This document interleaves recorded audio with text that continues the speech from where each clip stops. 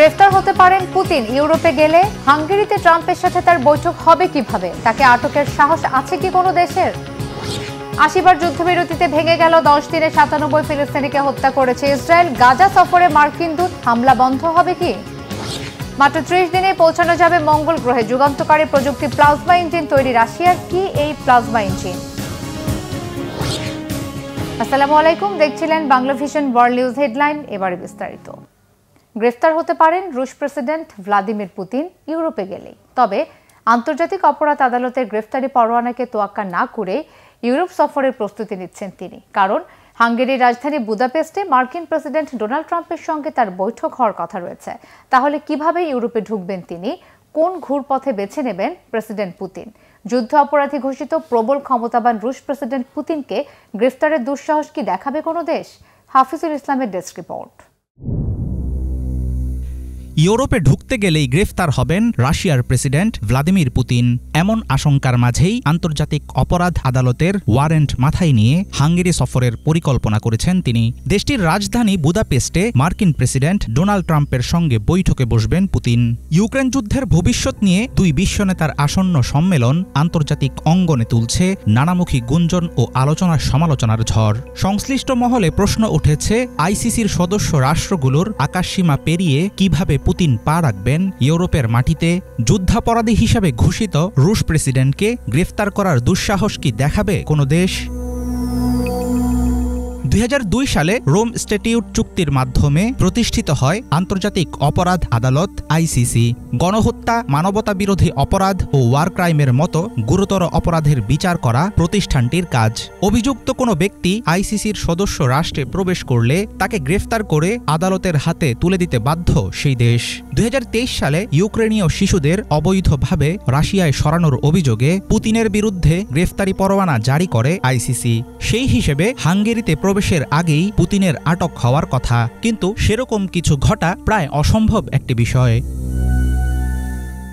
Russia থেকে সরাসরি পশ্চিম ইউরোপে যাওয়ার সব রুট আইসিসি সদস্য দেশ দিয়ে ঘেরা। বাল্টিক অঞ্চল, পোল্যান্ড ও স্লোভাকিয়া নিয়ম অনুসারে এসব রাষ্ট্র পুতিনকে গ্রেফতার করতে বাধ্য। এমন পরিস্থিতিতে পুতিনের জন্য নিরাপদ আশ্রয় হয়ে উঠছে ভিক্টর অরবানের নেতৃত্বাধীন দেশ হাঙ্গেরি। এর আগে রাষ্ট্রনেতা অরবান ঘোষণা দিয়েছিলেন হাঙ্গেরি আর বিদেশি আদালতের নির্দেশ মানবে না। ফলে গ্রেফতার নয়, বরং কোন পথে ভ্রমণ করলে নিরাপদ হবে সেটাই এখন পুতিনের সবচেয়ে বড় মাথা ব্যথা। প্রধান বাধা হলো ইউরোপীয় ইউনিয়নের আকাশসীমায় রুশ বিমান চলাচলের ওপর নিষেধাজ্ঞা। ইউক্রেনে রাশিয়ার পূর্ণমাত্রার আক্রমণের পর যে নিষেধাজ্ঞাগুলো আরোপ করা হয়েছিল তার একটি ছিল ইইউর আকাশসীমা অতিক্রম করা বা ইইউ দেশগুলোতে যাতায়াত করতে পারবে না রুশ বিমান। বুদাপেস্ট হাঙ্গেরিতে পৌঁছতে হলে পুতিনের বিমানটিকে ইউরোপীয় ইউনিয়নের উপর দিয়েই যেতে হবে, হয় পোল্যান্ড ও স্লোভাকিয়া, নয়তো কৃষ্ণসাগর অতিক্রম করে রোমানিয়ার দিক দিয়ে। হাঙ্গেরিতে বৈঠকের পরিকল্পনা থাকলে ইইউ স্তরে বা সংশ্লিষ্ট দেশগুলোকে সিদ্ধান্ত নিতে হবে তারা পুতিনের ফ্লাইটটিকে অনুমতি দেবে কিনা। জাতিসংঘ অধিবেশনে যোগ দিতে ইউরোপের বড় একটি অংশের আকাশসীমা এড়িয়ে গিয়েছিলেন আইসিসি ঘোষিত আরেক ওয়ার ক্রিমিনাল বেনিয়ামিন নেতানিয়াহু। একই কৌশল অবলম্বন করতে পারেন পুতিন। রাশিয়ার সঙ্গে ভারসাম্যপূর্ণ সম্পর্ক রাখা দেশ তুরস্ক আইসিসির সদস্য না, তাই সেখান থেকে গ্রিস ও বলকান অঞ্চলের উপর দিয়ে বুদাপেস্টে যাওয়া বাস্তবসম্মত বিকল্প হবে এমন ধারণা বিশ্লেষকদের। ২০২৩ সালের পর থেকে অনেকাংশেই সীমিত হয়ে গেছে রুশ প্রেসিডেন্টের বিদেশ সফর। কিছু বন্ধু রাষ্ট্রের বাইরে ট্রাম্পের আমন্ত্রণে আলাস্কা গিয়েছিলেন তিনি। পুতিনকে কিছুতেই ঠেকানো যাবে না। আসন্ন হাঙ্গেরি সফরে যেন সে কথারই প্রমাণ দেবেন ক্ষমতাধর এই নেতা। হাফিজুল ইসলাম, বাংলা ভিশন। গেল ১০ দিনে ৮০ বার যুদ্ধবিরতি ভেঙে অন্তত ৯৭ ফিলিস্তিনিকে হত্যা করেছে নেতানিয়াহু বাহিনী। গাজাবাসীর অভিযোগ, জিম্মিদের ফিরিয়ে নিতে যুদ্ধবিরতির নাটক করেছে ইসরায়েল। তবে বর্তমান পরিস্থিতির জন্য হামাসের উপর দোষ চাপাচ্ছে ইসরায়েল। এদিকে গাজায় এখনও পর্যাপ্ত ত্রাণ ঢুকছে না বলে অভিযোগ জাতিসংঘের। এমন পরিস্থিতিতে যুদ্ধবিরতি চুক্তির দ্বিতীয় দফার শর্ত, গাজাকে শাসন করবে, হামাসের ভবিষ্যৎ কি হবে তা নিয়ে আলোচনা করতে ইসরায়েল গেছেন মার্কিন দূত স্টিভ উইটকফ ও ট্রাম্প জামাতা জেরেড কুশনার। শহীদ আরাফাতের ডেস্ক রিপোর্টে বিস্তারিত। জিম্মিদের ফিরিয়ে নেওয়ার পর গাজায় আবারও বর্বর হত্যাযজ্ঞ শুরু করেছে ইসরায়েল। শেষ পর্যন্ত বিশ্লেষকদের শঙ্কায় সত্য করে যুদ্ধবিরতি চুক্তি লঙ্ঘন করল নেতানিয়াহু প্রশাসন। আগেও এমন অনেকবার বিশ্বাসভঙ্গের রেকর্ড আছে ইসরায়েলি প্রশাসনের। রবিবার গাজার বিভিন্ন স্থানে অন্তত 20টি বোমা ছোড়ে তারা, হত্যা করে প্রায় অর্ধশতাধিক ফিলিস্তিনিকে। সাধারণ বাসিন্দাদের মনে প্রশ্ন, ভূখণ্ডটিতে কি আবারও যুদ্ধ ফিরল? জিম্মিদের ফিরিয়ে নেওয়ার উদ্দেশ্যে কি যুদ্ধবিরতি নাটক করল ইসরায়েলি বাহিনী? 2023 সালে 7 অক্টোবর হামাস ইসরায়েল সংঘাত শুরুর পর গাজায় কয়েক দফায় সাময়িক যুদ্ধবিরতি হয়েছিল। প্রতিবার ইসরায়েল তাদের জিম্মি মুক্তির পর কোনো একটি অজুহাতে যুদ্ধবিরতি ভঙ্গ করে। এবারও তার ব্যতিক্রম নয়। ইসরায়েলের দাবি ফিলিস্তিনি সংগঠন চুক্তি লঙ্ঘন করেছে। মার্কিন প্রেসিডেন্ট ডোনাল্ড ট্রাম্পও একই দাবি করেছেন। এবারে যুদ্ধবিরতি যেহেতু ডোনাল্ড ট্রাম্পের হাত ধরে, তাই এটি স্থায়ী হওয়ার একটি সম্ভাবনা দেখছিল ফিলিস্তিনি জনগণ। কিন্তু ট্রাম্প নিজেই এখন পরিস্থিতির জন্য হামাসের দিকে অভিযোগের আঙুল তুলেছেন। তবে এখনও যুদ্ধবিরতি কার্যকর আছে বলে দাবি ট্রাম্পের। আমরা জানি সবকিছুই খুব শান্তিপূর্ণভাবে যাচ্ছিল। এই বিশৃঙ্খল পরিস্থিতির জন্য হামাসের কোনো শীর্ষ নেতা জড়িত না হলেও ভেতরে কোনো বিদ্রোহী জড়িত থাকতে পারে। কিন্তু যাই হোক, সবকিছুই সঠিকভাবে মোকাবেলা করা হবে। এখনও যুদ্ধবিরতি কার্যকর আছে, ভবিষ্যতেও থাকবে। এদিকে দফায় দফায় হামলার পর ইসরায়েল প্রশাসনও আবার যুদ্ধবিরতি কার্যকরের ঘোষণা দিয়েছে। তবে পরবর্তী নির্দেশ না দেওয়া পর্যন্ত বন্ধ রেখেছে গাজায় ত্রাণবাহী ট্রাকের প্রবেশ। মিশরের সাথে রাফা সীমান্ত ক্রসিং সহ অন্যান্য ত্রাণ সরবরাহের স্থান বন্ধ রেখেছে ইসরায়েলি বাহিনী। এতে গাজায় আবারও বাড়তে শুরু করেছে দুর্ভোগ। Shahid Arafat, Banglavision news desk. Hong Kong আন্তর্জাতিক বিমানবন্দরে অবতরণের সময় রানওয়ে থেকে ছিটকে সমুদ্রে পড়েছে একটি কার্গো বিমান। ওই সময় রানওয়ের পাশে থাকা একটি গাড়ি বিমানের আঘাতে ক্ষতিগ্রস্ত হলে 2 জন নিহত হয়। স্থানীয় সময় ভোর 3:30টার দিকে দুবাই থেকে যাওয়া কার্গো বিমানটি হংকংয়ে অবতরণের সময় ওই দুর্ঘটনা ঘটে। বিমানবন্দর কর্তৃপক্ষ জানায়, বোয়িং 747 কার্গো বিমানটি উত্তর রানওয়েতে অবতরণের সময় একটি গাড়ির সঙ্গে ধাক্কা লেগে নিয়ন্ত্রণ হারিয়ে সমুদ্রে পড়ে যায়। বিমানে থাকা 4 ক্রুকে উদ্ধার করা হয়েছে। দুর্ঘটনার পর বিশ্বের ব্যস্ততম কার্গো বিমানবন্দরের উত্তরণ রানওয়েটি বন্ধ ঘোষণা করেছে বিমানবন্দর কর্তৃপক্ষ। তবে বাকি 2টি রানওয়ে চালু রয়েছে। ঘটনাটির তদন্ত করছে হংকংয়ের এয়ার অ্যাক্সিডেন্ট ইনভেস্টিগেশন অথরিটি। মাত্র 30 দিনে পৌঁছানো যাবে মঙ্গল গ্রহে, এমন দ্রুত গতির এক যুগান্তকারী প্রযুক্তি প্লাজমা ইঞ্জিন তৈরি করল রাশিয়া। বিজ্ঞানীরা বলছেন, এটি মানুষের মহাকাশ ভ্রমণে এক নতুন যুগের সূচনা করবে। কি এই প্লাজমা ইঞ্জিন, কিভাবে এটি কাজ করে, আর কেন এটিকে ভবিষ্যতের মহাকাশযান বলা হচ্ছে, ডেস্ক রিপোর্টে জানাচ্ছেন ইমরান মাহমুদ।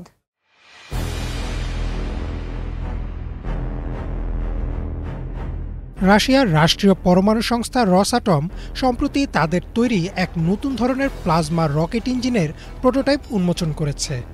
R&D ওয়ার্ল্ডে প্রকাশিত একটি প্রতিবেদনে দাবি করা হয়, এই ইঞ্জিন ব্যবহার করে পৃথিবী থেকে মঙ্গল গ্রহে পৌঁছতে একটি মহাকাশযানের সময় লাগবে মাত্র 30 দিন, যেখানে বর্তমান প্রযুক্তিতে সময় লাগে প্রায় 7 থেকে 9 মাস।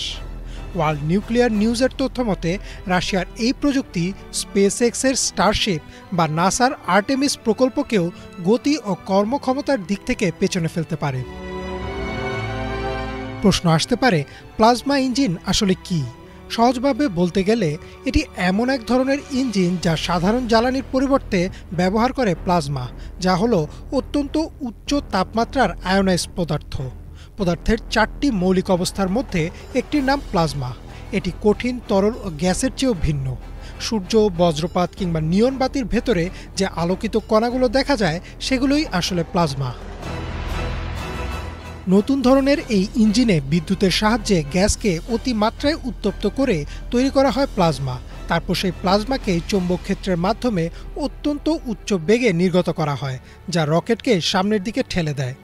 ইন্ডিয়ান ডিফেন্স রিভিউয়ের প্রতিবেদনে বলা হয়, নতুন এই ইঞ্জিনের বেগ ঘন্টায় কয়েক লাখ কিলোমিটার পর্যন্ত যেতে পারে। তুলনা করলে দেখা যায়, নাসার ভয়েজার 1 মহাকাশযান 17 কিলোমিটার প্রতি সেকেন্ড গতিতে চললেও রাশিয়ার এই প্লাজমা ইঞ্জিনের মাধ্যমে একটি মহাকাশযান 50 কিলোমিটার প্রতি সেকেন্ড বা তারও বেশি গতিতে পৌঁছতে পারবে। স্পেস ইনসাইডার টেকের তথ্য অনুযায়ী রসআটমের তৈরি এই প্লাজমা ইঞ্জিনে পরমাণু শক্তি ব্যবহারও বিবেচনায় নেওয়া হয়েছে, যা মহাকাশযানকে দীর্ঘ সময় শক্তি সরবরাহ করতে সক্ষম হবে। এর ফলে একদিকে যেমন গতি বাড়বে, অন্যদিকে জ্বালানি খরচও হবে অনেক কম। তবে প্রযুক্তিটির কিছু চ্যালেঞ্জও রয়েছে।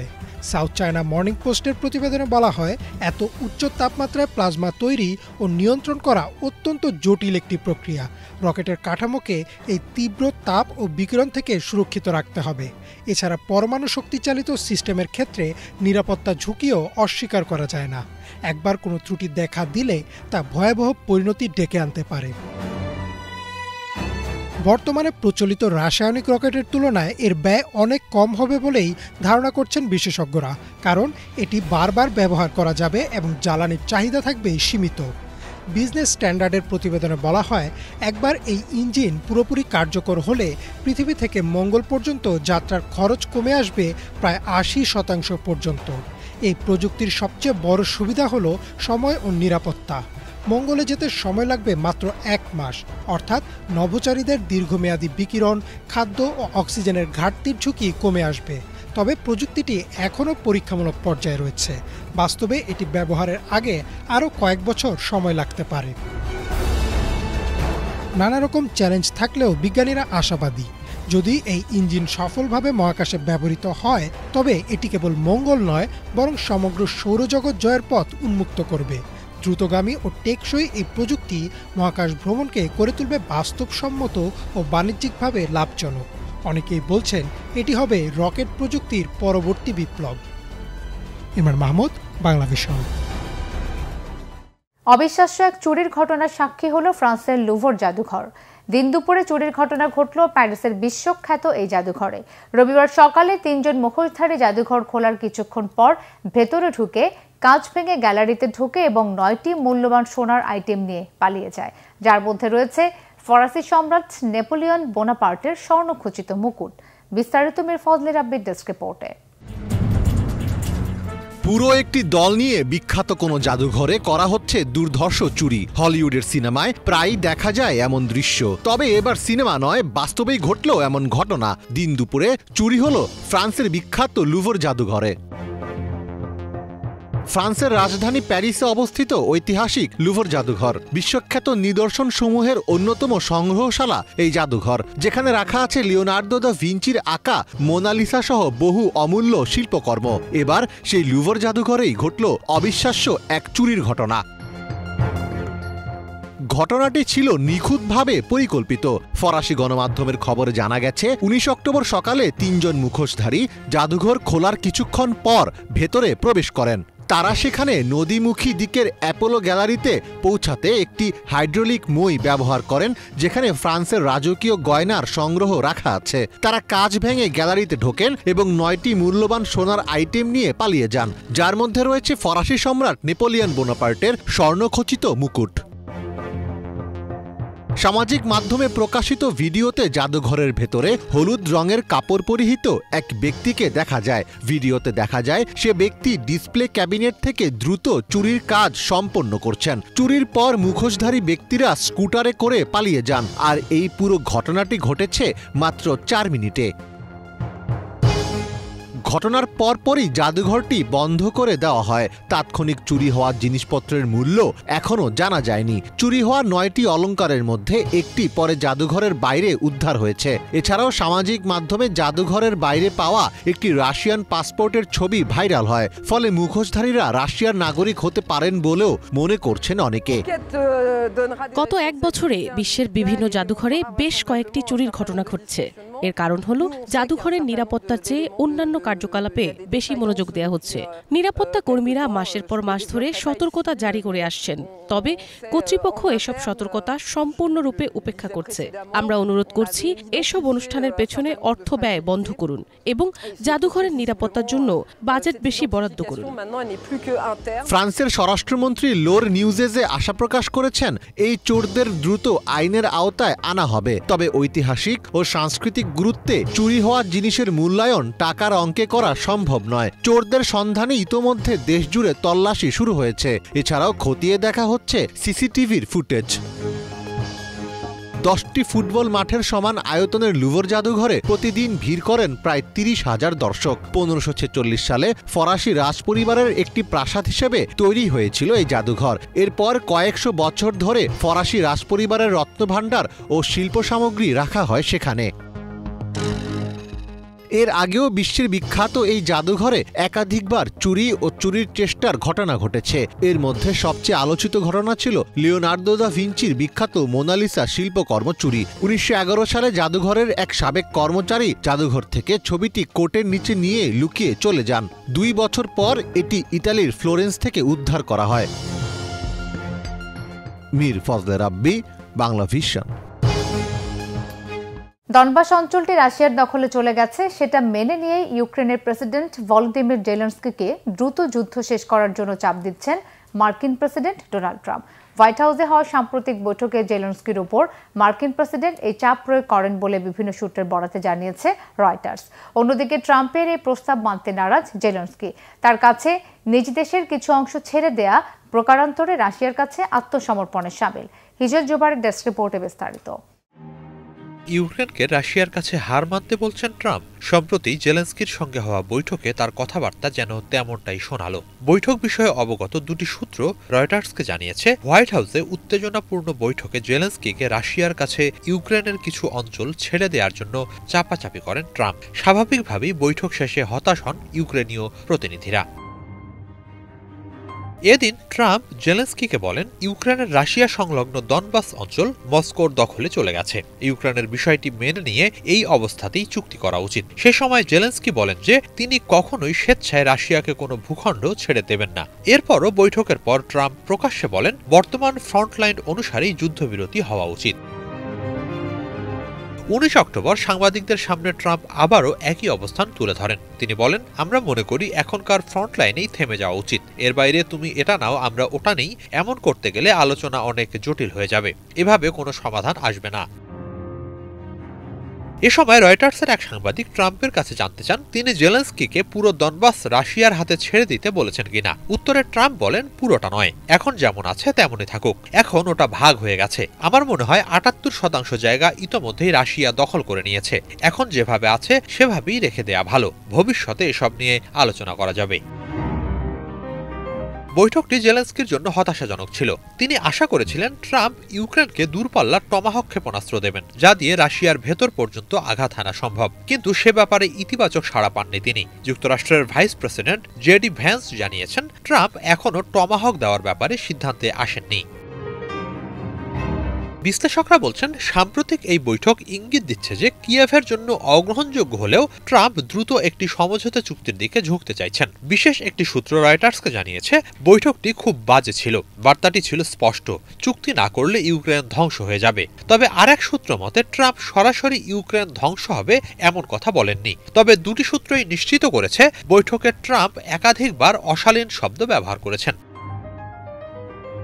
বৈঠকের আগের দিন রুশ প্রেসিডেন্ট ভ্লাদিমির পুতিনের সঙ্গে ফোনে কথা বলেন ট্রাম্প। সংশ্লিষ্ট সূত্রগুলোর ধারণা সেই ফোনালাপ ট্রাম্পের ওপর প্রভাব ফেলেছিল। ওয়াশিংটন পোস্টের প্রতিবেদন অনুযায়ী ওই ফোনালাপে পুতিন প্রস্তাব দেন যে ইউক্রেন দোনেস্ক ও লুহান্স্ক অঞ্চল রাশিয়াকে দিয়ে দেবে। বিনিময়ে ইউক্রেন ফিরে পাবে জাপোরিজিয়া ও খেরসানের ছোট কিছু অংশ। সূত্রগুলোর একটি জানিয়েছে, জেলেনস্কির সঙ্গে বৈঠকে মার্কিন কর্মকর্তারা ঠিক এই প্রস্তাবই উত্থাপন করেন। আরেক সূত্র জানায়, দোনেস্ক ও লুহান্স্কের যে অংশ এখনো ইউক্রেনের কাছে আছে সেটি কৌশলগতভাবে অত্যন্ত গুরুত্বপূর্ণ। এই অঞ্চল ছেড়ে দিলে ইউক্রেনের বাকি অংশে রুশ হামলা চালানো আরও সহজ হয়ে যাবে। এ অবস্থায় দোনেস্ক ও লুহান্স্ক ছেড়ে দেওয়া আত্মহত্যা শামিল। হিজল জুবায়ের, বাংলা ভিশন। এই ছিল আজকের মতো। এতক্ষণ সাথে থাকায় ধন্যবাদ সবাইকে।